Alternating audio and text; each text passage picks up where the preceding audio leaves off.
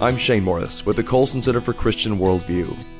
For 2 long years, Christian missionary and pastor Andrew Brunson was imprisoned by the Turkish government on charges of terrorism.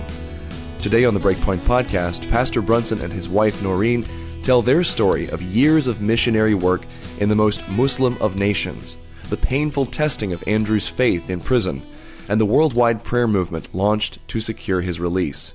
Here are Andrew and Norine Brunson as interviewed by Warren Cole Smith.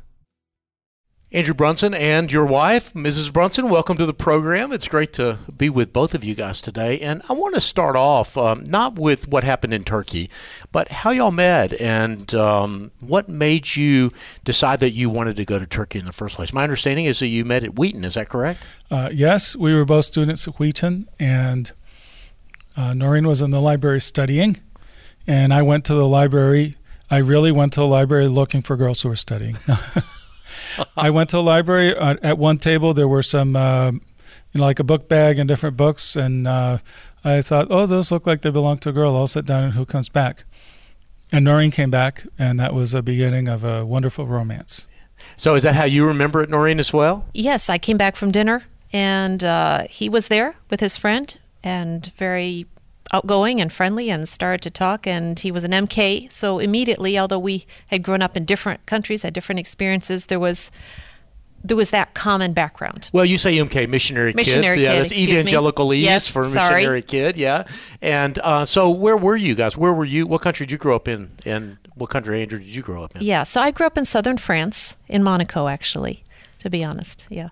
That's not exactly suffering for Jesus down in Monaco, is it? Well, I've said somebody has to reach the gamblers and the Ferrari drivers. But no, actually, her father is Hungarian, had escaped from Hungary in 1956 when the Soviets came in and put down an uprising. And then he became a believer, actually, at a Billy Graham crusade. And then he decided he wanted to reach his own people. So he worked with Transworld Radio, sending programs back into Hungary through radio throughout the Iron Curtain years. So it was based in southern France, but his ministry was to Hungary. Yeah. And I grew up in Mexico. My parents were missionaries there. So both of you kind of have missions in your blood, so to speak, and you go to Wheaton and you meet. And do you know pretty early in your relationship that y'all are going to go back to the mission field? Andrew knew that he was going back to the mission field. He had a calling that went way back to his childhood, and that became very evident quickly.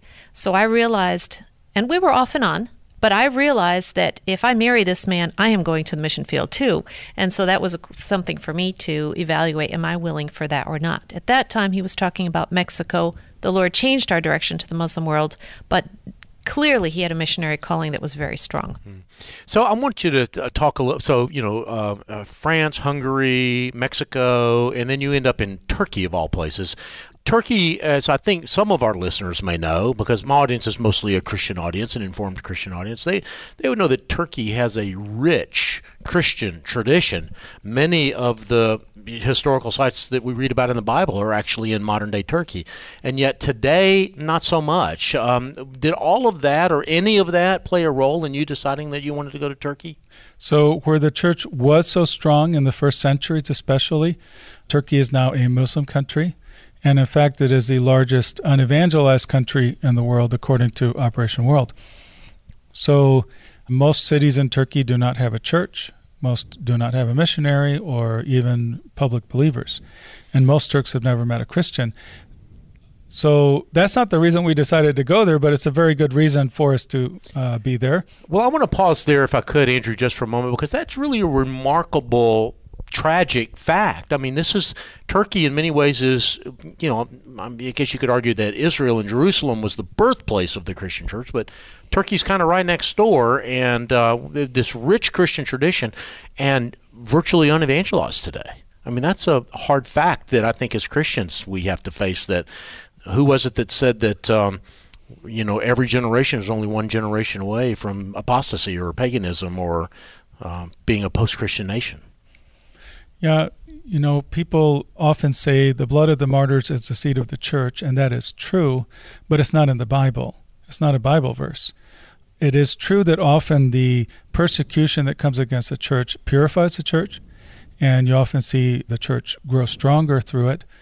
But it isn't always the case. And sometimes we could say persecution strengthens a church, except when it doesn't. And sometimes it's so overwhelming that it suffocates the church. And this is what we see in Turkey and much of the Middle East. There used to be very large Christian communities stretching into Central Asia all the way to China.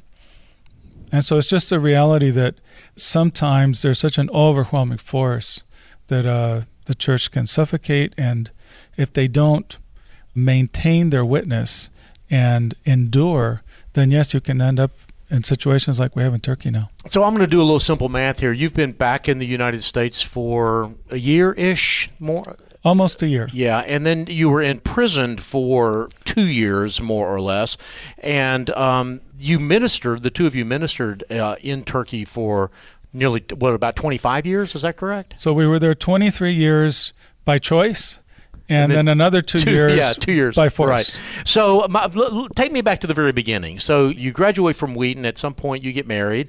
And tell me about those early days. Did you go there to plant churches? Did you go there to proclaim the gospel like Billy Graham in stadium events? I'm joking because I know that doesn't happen Yes. there. So what was the vision? What was the plan? What was the goal? So we didn't really have much of a vision for Turkey. We were asked by our denomination at that time to go there because they had a team going.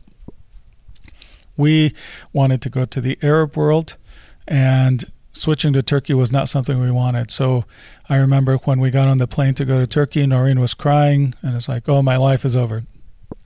But after we got there, over the next few years, God really knit our hearts to the place. And we say that he gave us some of the love that he has for Turkey. He placed that love in our hearts to some degree. And so when we went there, I had thought that I wanted to be a seminary professor, and there isn't much need for that in Turkey because the church is so small. And so really it's about evangelism. And over the first few years there, we went to Turkish University, we studied the language, and just got to see what God was doing in the country. Then we went into a church plant. We didn't want to be in a church plant. We were just kind of there supporting some other people. And after the first year, we had to take over the leadership of a Turkish church. And then we discovered that this is really what God has for us. And even though we're both introverts, which isn't the most natural thing for a church planter, especially in a Middle Eastern culture, which is highly social, I just saw this is what God has for me. And we were involved in several church plants over the years in Turkey. So what does a church plant look like in Turkey? I mean, is it an underground church? Is it an above ground? I mean, can you worship publicly, or at least 25 years ago whenever you started, or did it change over the years? You can. And we had started out in Turkey not knowing exactly how open we could be. And that felt a little bit uncomfortable for us. And when the first move we made to another city, we said we are going to be much more open about who we are.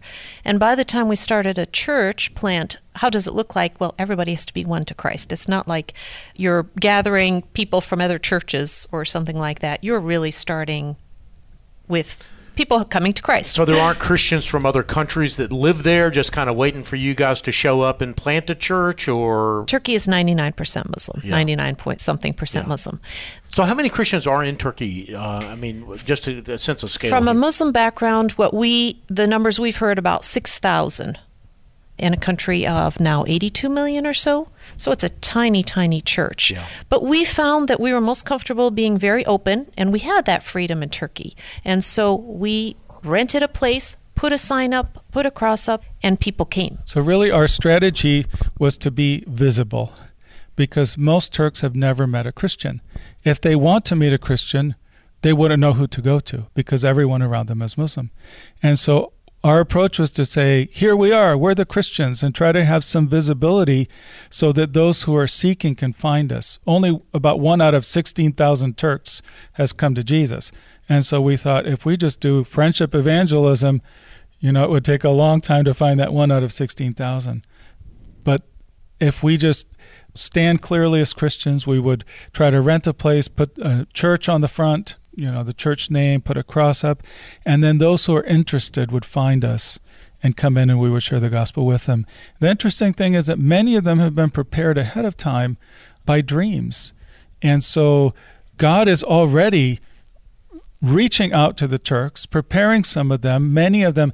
Every Turkish believer from a Muslim background that I know had a dream at some point of Jesus or an angel who came in and started them in the process, or once they were already seeking, confirmed that they were on the right road. Well, I interviewed a couple of years ago for this podcast David Garrison, who wrote a book called A Wind in the House of Islam. And that's one of the things that he mentioned in his book, was that a great deal of evangelism in the Muslim world is taking place in part because people are having these dreams, and then they seek out what those dreams mean, and they will encounter Christians like you guys, and that can explain to them. It kind of reminds me in some ways of Paul in Acts chapter 17, that where the this God that you don't know who he is, let me tell you who he is. Is that in any way analogous to the situation that you guys found yourself in? Well, most Muslims, they've never met a Christian, and they come from centuries of Islam. All of their grandparents, great-grandparents, going back for hundreds and hundreds of years, have all been Muslim. And so for them to even begin to think about Christianity, they've always been told, Christianity, Islam tears the guts out of Christianity, because it says that Jesus is not the Son of God, that he didn't die on the cross, that he's not the Savior, and that the Bible has been changed. So once you take those things away, what's left of Christianity? And so they've been raised up in this kind of environment with centuries of this legacy. So for them to begin to think differently and to even begin to seek after Jesus requires sometimes that kind of dramatic intervention from God. Basically, it's just this incredible grace of God that's being poured out, where he is there. He's never left. And it talks about in Revelation, the book of Revelation, how Jesus is walking among the lampstands. He is there, and he is absolutely working. Not only would we rent a place, but in our daily life, as I was meeting with neighbors, dealing with the kids' school, teachers, whatever, I would say, this is who we are. We're Christians. My husband works in a church. Immediately, they know who we are. It immediately opens up conversations. Another thing that we often did is offer to pray for people. Muslims are very open to this. We pray in the name of Jesus, and God is very gracious to respond and heal and touch and do so much. I want to pivot in our conversation just a little bit. You're there. You're starting to plant churches. I'm assuming that you're seeing some fruit of those ministries, or you would have done something else or come home at some point along the way. At what point, though, did you begin to realize that you might be in trouble, or that the country was changing, or that you needed to be concerned about imprisonment or other kinds of persecution? So we knew the country was changing for some time because we spent 25 years there, and we could see it becoming more Islamist over the last years. So it was a different environment that was becoming more tense. But we didn't know that we were in trouble until the day that we went to the police station because they'd called us in. And we thought we were going to go pick up our long-term visas, and instead they say, we're deporting you. So that was a real shock to us. We had no indication that we were going to be arrested. You mentioned us being there for some time and that we must have seen some fruit. We did see some, but to be honest, it's up and down in Turkey. But we had such a strong sense of calling that we felt that, okay, there's a setback, but we're supposed to be here. This happened, but we're supposed to be here. So when things were changing in Turkey, we were supposed to be there. So you get this knock at the door, you're asked to report to the authorities, you're expecting to get your visas renewed or a long-term visa, and you end up being told that you're going to be deported instead.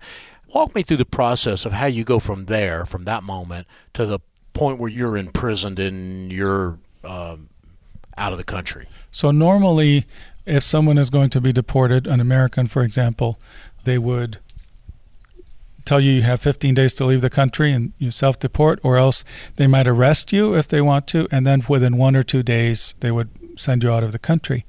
So that's what they intended to do with us, but then somebody almost at the very beginning decided to keep us, and they marked down as a reason for keeping us that we were part of a terror group. And so at that point, Norine especially started to think, well, there's something really wrong and serious going on here. They did not deport us after 1 or 2 days, which would have been normal. Instead, it dragged on. And we started to think something is different about this situation than anything that's happened before to other missionaries. Well, I want to pause there because you said something is different, something is wrong, and a whole lot of rumors started growing up around you. I mean, you were the CIA priest or something. You know, there were rumors and that you had received special forces training, that on and on and on. Do you have any idea how those rumors started and why they were perpetuated? Was it a part of the sort of the propaganda to keep you in prison? So at the beginning, the government gave a number of reasons to the U.S. government for keeping us, but it wasn't public. And they changed. They made up all kinds of reasons, and they would, every 2 or 3 weeks, they'd give a different reason. They were trying to find something that would stick. Once President Trump asked for me to be returned to the States when he had a summit with the Turkish president in May of 2017, then the Turkish response to that from the government, they had a day when they weren't sure what to do, and then the next day is like the mouth of hell opened.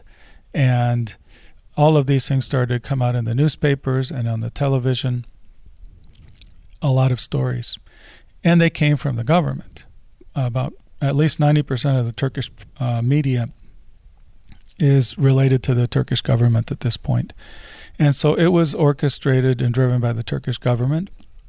They said I was part of the PKK, which is a Kurdish terror movement. As you mentioned, that I was a special forces officer, that I had many special forces officers under me. Our goal there was to, dismember Turkey. They said I was the head of the CIA in Turkey, then in the whole Middle East. Then they said that if I was offered the directorship of the CIA, if only I had been successful in the coup that took place in 2016. And then there were a lot of other inflammatory things about espionage and about my threatening to cut the heads of Turks off, and things that were very inflammatory. And the reason for doing this was to paint me in a bad light and to basically present Christians as being traitors, people who hate Turkey and who are trying to hurt the country. And by doing it to me, they were also preparing the way to paint the whole church in this way. Mm-hmm. So at what point were you actually thrown in prison and you sent home? So Norine was released after 13 days. We had been kept together.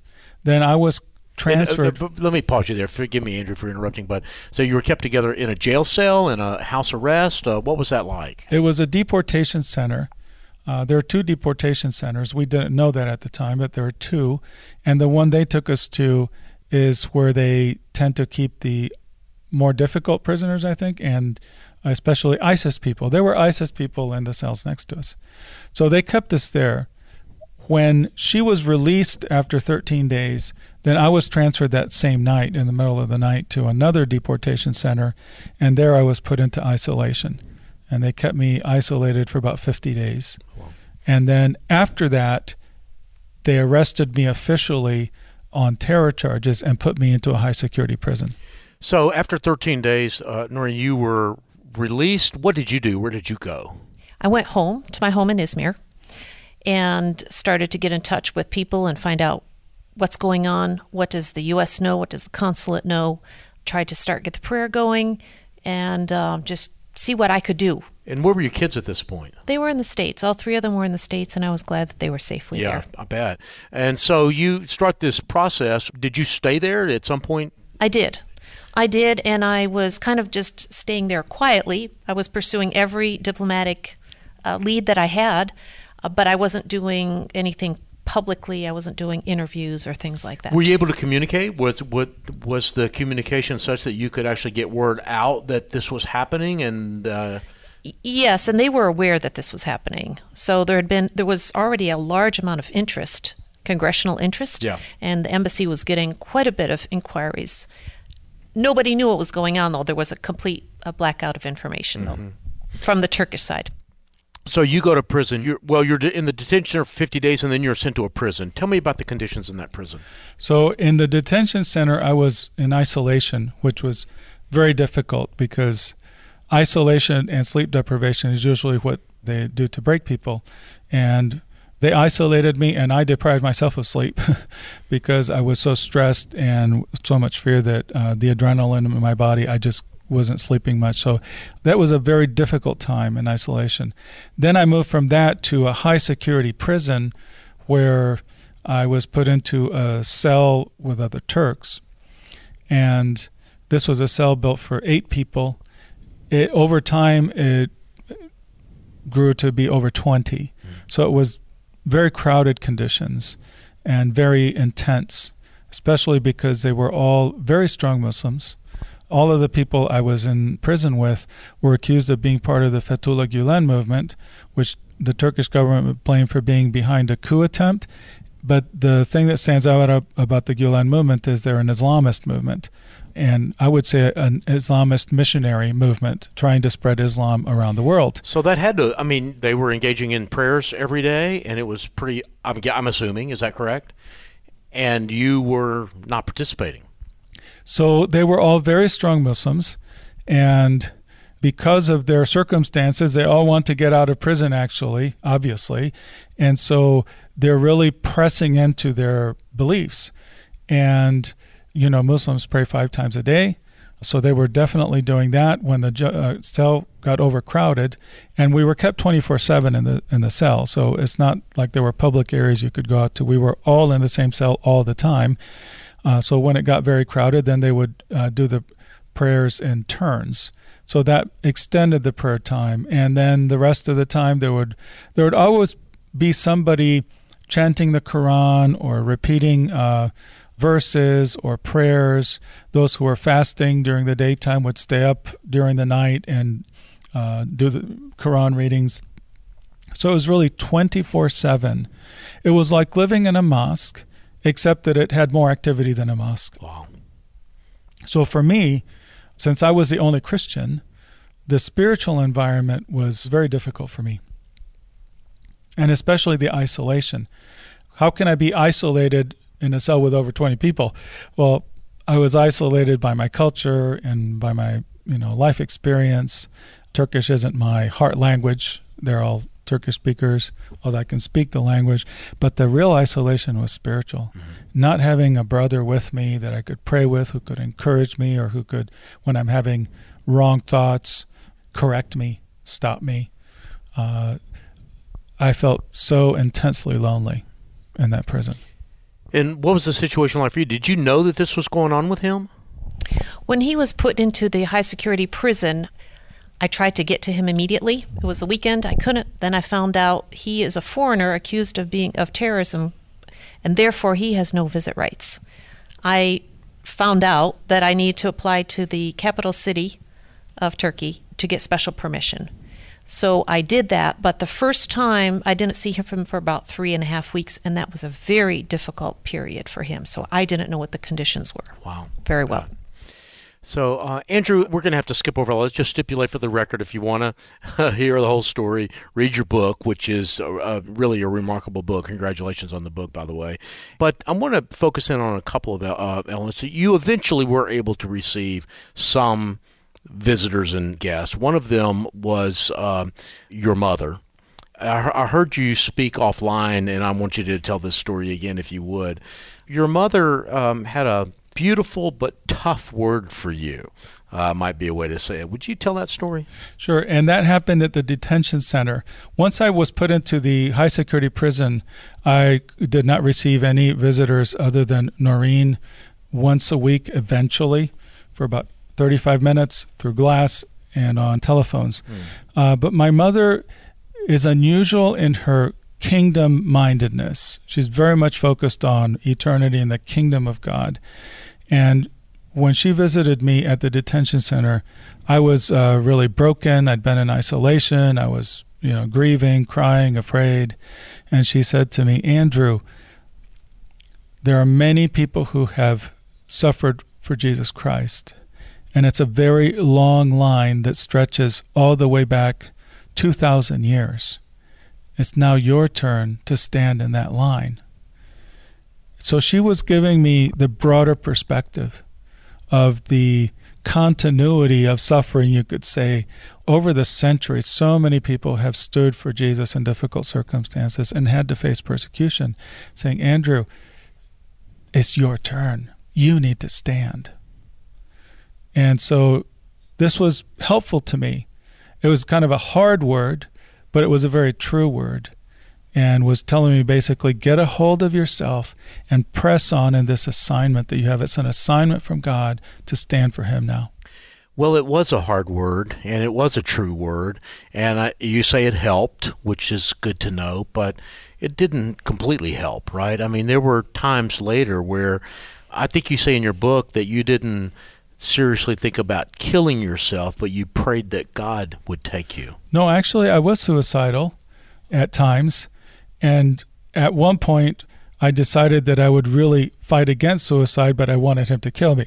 So my perspective was I would much rather go to heaven than remain in a Turkish prison all my life in the isolation that I was in. It was so difficult for me. I was so broken, and I had questions and doubts. I didn't have anyone to correct me, and I didn't know if I'd make it. And so I wanted to just go to be with the Lord and, in a sense, be safe from falling. What got you through that? Norine's ministry to me was very important because she kept challenging me in the short times that we had through that glass, trying to give me the right perspective. And that would take me from one week to the next. I also, throughout my imprisonment, I would be torn down, I'd break, and then I would eventually start crawling my way back to God. So I was always moving toward him after I broke. And I'd start moving my way back and get to a point where I'm looking at him and trying to submit to him. And then something would come along and knock me down again, and I'd go even further down, more broken. And then eventually, exhausted spiritually, emotionally, psychologically, physically, start crawling my way back to him. So there was a cycle. And after about 9 or 10 months of this, I really hit bottom in a very hard way. And then there was a shift where I thought about how many people go into a valley of testing and don't make it out. And the valley of testing is full of skeletons and dry bones of believers who may be going to heaven but have lived a life with no fruit. And this somehow started me thinking, pressing into saying, God, I don't want to be one of those. Help me endure. Help me to make it through. And the turning point was when I was transferred to a maximum security prison. And early on there, I started to, with this in mind, with this background, to say, God, I can't fight very much for my freedom. We've been trying so hard. President Trump has asked for my release. Nothing has happened.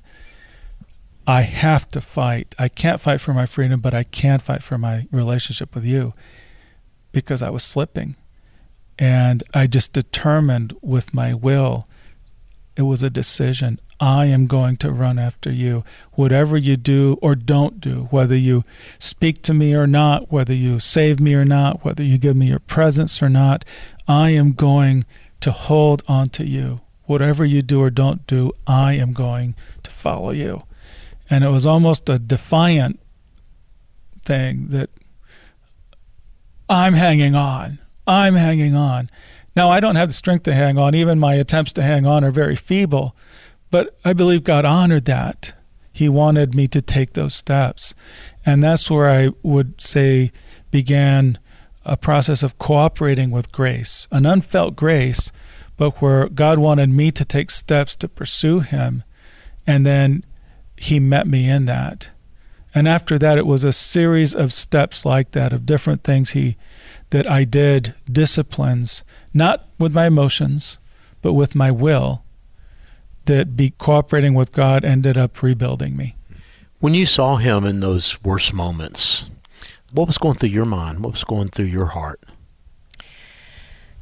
It was a real challenge. On one hand, we had words from God, things that God had said he wanted to do, and those would have to be, so it led me to believe he had a future after prison, that God still had plans. But there were times when it got bad enough and I thought, Lord, I'm not sure he's going to really make this through. And there were times when I had to say, promise me that I'm going to see you next week. Promise me that you won't do anything this week. And those promises made a difference. Yeah, there were a few very low moments where those made a difference, yes, to my going on. And, Norine, there's nothing that makes me more angry than seeing someone hurt my wife. And I expect the same is true for her, that, she saw how broken I was, and that was very hard for her. She had to come into that prison. I'm very proud of her. She said she would come in and take the mindset of, I'm a daughter of the king, and go in with her head held up high. And see, she's coming in as a daughter of the king to meet with a son of the king. Otherwise, it's very demeaning what she had to go through in coming to see me as an accused terrorist in prison. But to then leave me, to walk away from that prison, knowing how broken I was, that was really hard for her. Anything to add to that? I would really ask the Lord every week for some way that I could encourage him. I would make a list. I had a piece of paper, and I'd make a list of any things on the diplomatic side, any news of the kids, any encouraging words that had come from God. And I would ask the Lord, what can I impart to him? What can I pray for him right away? Because I would usually start out by praying for him. And there were many times when the day before, maybe something that we had hoped for hadn't happened, and I'd think, I'm so discouraged. How am I going to go in and encourage him? And then somebody said, you can't carry the weight of another person. You can't do that. And I would just say, okay, I'm going to do the best I can. Lord, just anoint me for this. And many times I left thinking, was I able to or not? I don't know. But God kept him going, and there was grace there, actually. Andrew, I'd like to pivot in our conversation and kind of, bring you home and what you've done since then. But so, Norine, you were going to the prison and you were kind of giving him some information about what was going on. Andrew, you knew that there were efforts being made in your behalf by people like President Trump, Vice President Pence, Senator James Lankford. There were Tony Perkins of the Family Research Council, who is now on the International Religious Liberty Commission. So were you aware of all of these activities? Were they encouraging to you if you did know them? Yes, I was aware. I would become aware, sometimes not right away, but Norine would bring me that information. And it was very encouraging. At the same time, it was very frightening to see, for example, President Trump brought me up 3 times, asked for my return 3 times from President Erdogan at the summit they had in May 2017. And after that, it just got worse.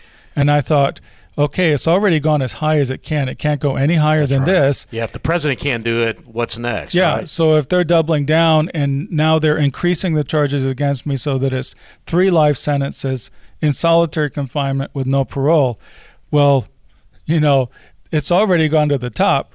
Where else can we go?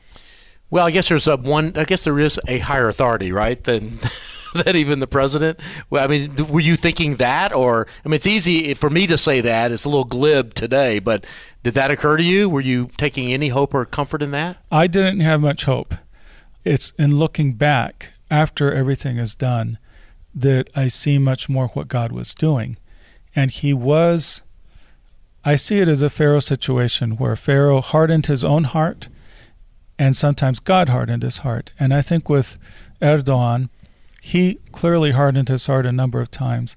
But there were other times when there were times when we were very close to release, and then things fell apart and the Turks would pull out of the agreements.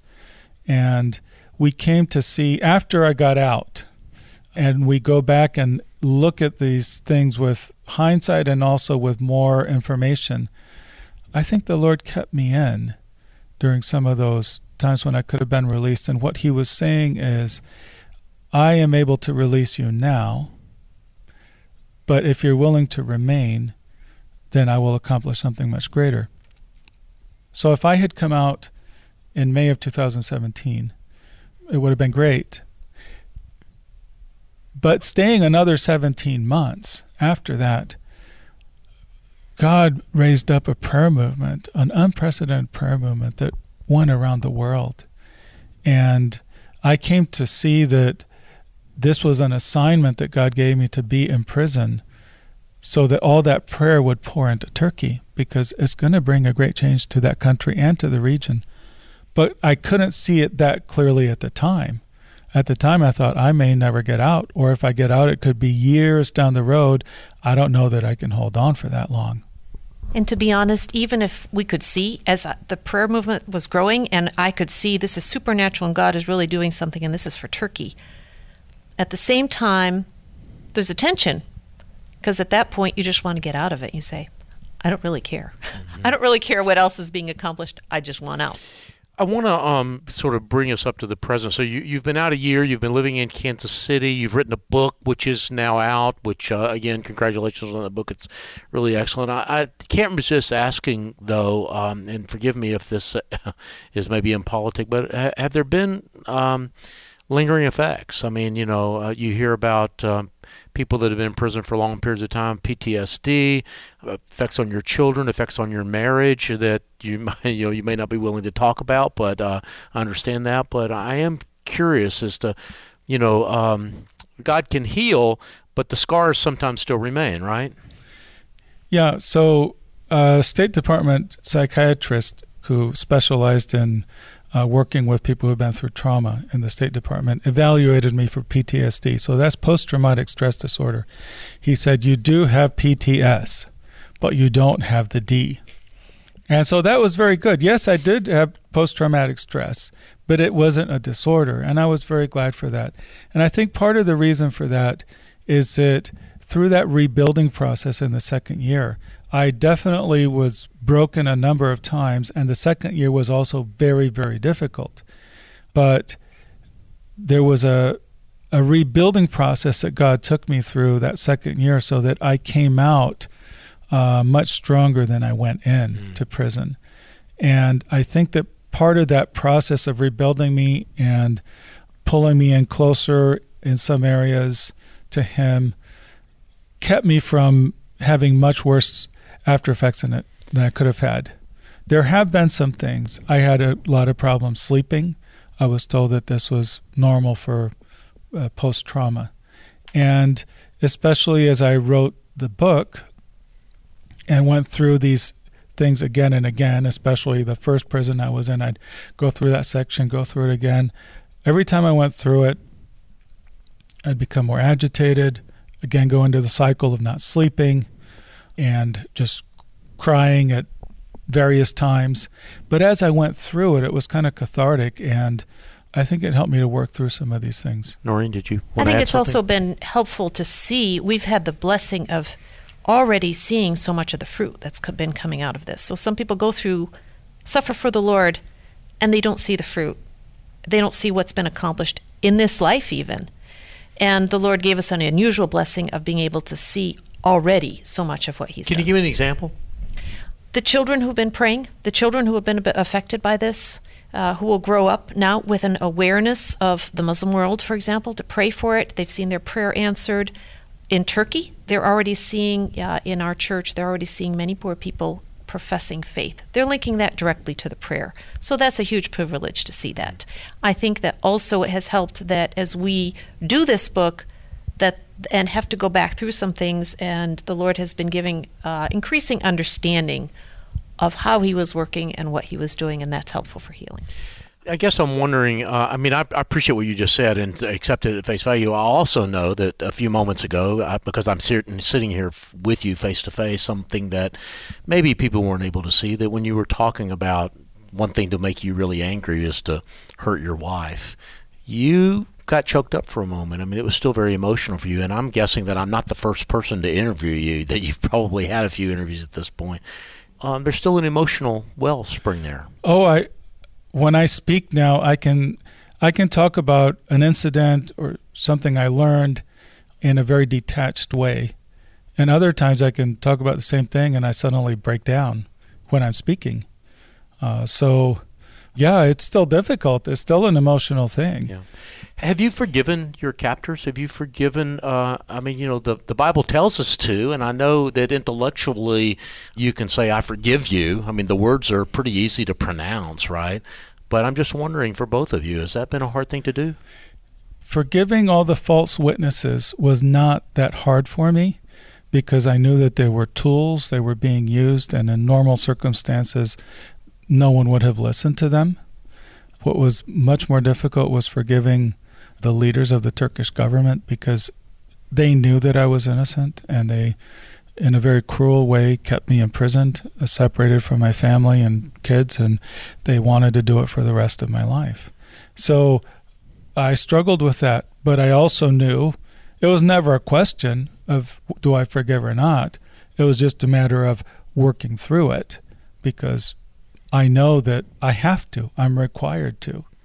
And so I did forgive them, and then I'd have to forgive them again, and then I'd have to forgive them again, and go back again and again and just stand in that decision to forgive. Forgiveness isn't a feeling, it's an act of the will. And I had to repeat it again and again. Have I forgiven them? Yes. Is it still painful? Yes. But I would also say, as we look back, I am glad that I wasn't released earlier on, because I now see what God was working to accomplish. And even though it was painful, and I still carry some of that, I say, wow, what a privilege I had, that God in some way chose me or gave me this assignment or trusted me to go through this. And he was really using me as a magnet to draw in that prayer for Turkey. And it's going to change that country. And I think, what a privilege you gave me, God. It was really, really hard. I almost didn't make it, but it was a privilege. One last kind of round of questions, if I could. You guys are both missionaries. You're missionary kids. You may have heard of a missionary from early in the 20th century, mid-20th century, Leslie Newbigin. He went off to India from Great Britain, was there for 25 or 30 years, of kind of the way you guys were in Turkey. And then he came back home to England, and he realized that his home country, his sending country, now needed evangelizing, that so much had happened while he was gone. I'm wondering if y'all would be willing to share your perspective on the United States during the quarter century that you've been gone. Does it seem different to you than when you left? I think it is different. I think of when I finished college, the level of hostility toward public expressions of Christianity and for standing for Christian values. There always has been some hostility, but I think it's significantly higher for this generation now than it was for mine. And for the first time in my life, I have a sense of urgency for my own country, especially for the next generation, to prepare to stand for Jesus in difficult circumstances. And I think it's very quickly accelerating, this hostility, and I think it's going to become much harder, and I think the next generation isn't prepared. So it's very much on my heart to speak to leaders and to the younger generation, the leaders who are going to prepare them to stand, say, you need to be ready, you need to get ready. Because if you're not, if you don't expect persecution, then when it comes, it can knock you out. You know, we started this conversation by talking about the rich Christian heritage of Turkey and where it's happened. I mean, it seems crazy to say this out loud, but if we don't follow the advice that you just gave us, it's not completely out of the realm of possibility that what happened to Turkey could happen to the United States in future generations. Would you agree or disagree with that? I agree. And I think that this next generation has tremendous challenges. I also believe that in the midst of difficulty, God will move with great power. And this is a time for people to prepare, to stand for, to be light in the darkness. So if we don't, we're in big trouble. If we do prepare and focus our hearts in on running after God's presence, loving Him, what I say is the best way to prepare for difficulty, for standing in difficulty, first is to be aware that it can come, so we have the right mentality, but then to cultivate a fear of God and to especially cultivate intimacy with Him, because a lover is willing to go through hardship for the one he loves. And it is this love for God, the love for Jesus, that will help us to endure and to press through difficulties. So our focus is on the first, the main commandment. Jesus said, what's the most important thing? To love God with all your heart, soul, mind, and strength. And this is what we're pressing into, and what this next generation needs to press into to stand. Thank you, Andrew and Norine Brunson, for being on the program today. We are so grateful.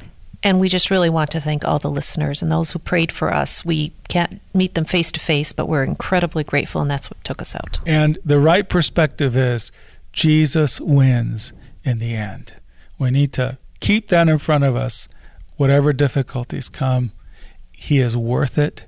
When we are willing to suffer for him, then it shows his great value. It displays for everyone Jesus is worth it all. And we have an opportunity to show this. And he wins in the end. Let's not forget that. You've been listening to Warren Cole Smith's interview with missionaries Andrew and Norine Brunson about Andrew's imprisonment in Turkey. Before we leave you today, I wanted to let you know that for just a few more days this month, the Colson Center is offering an important new book by religious freedom expert Luke Goodrich entitled Free to Believe: The Battle Over Religious Freedom in America. It's a must-read for anyone who wants to understand the true value of religious freedom and what we must do to protect and promote it. You can get Free to Believe by going to breakpoint.org/book and making a donation of any size to BreakPoint and the Colson Center. Again, that's breakpoint.org/book. Thanks for listening to today's BreakPoint podcast. For the Colson Center, I'm Shane Morris.